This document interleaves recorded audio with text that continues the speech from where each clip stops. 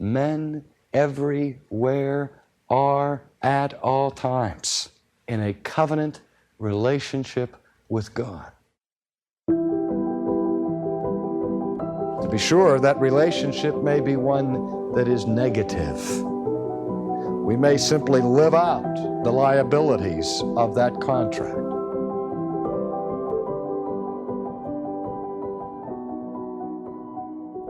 Now, as a Christian, I am a member of a covenant group, a covenant community, which we call the church.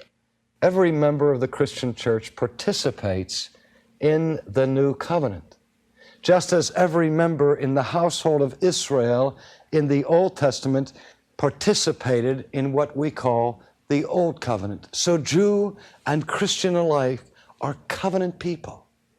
But what about the rest of the world? What about all of those millions of people on this planet, this day, who are not members of the Christian church, who are not members of the Jewish community? Are they in a covenant relationship with God? Well, the answer to that question, I think, is obvious from our study of Scripture. The answer is yes.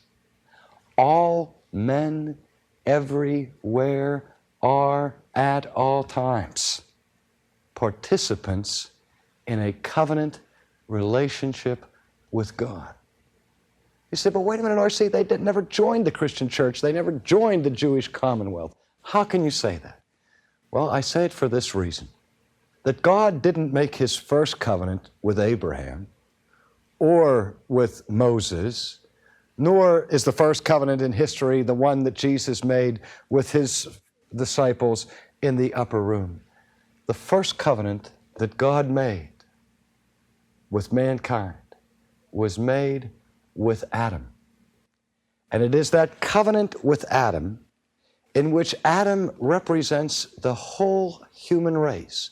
In that covenant, the covenant of creation, God entered into a contractual relationship with man, not as Christian or man, not as Jew, but as man qua man. And so that every descendant of Adam belongs by nature to the covenant of creation. So that the conclusion is irresistible. All human beings to this day exist in a covenant relationship with their Creator. To be sure, that relationship may be one that is negative. We may simply live out the liabilities of that contract. But we cannot escape the covenant itself. We can deny it, we can violate it, we can repudiate it, we can be hostile towards it, but we cannot undo it.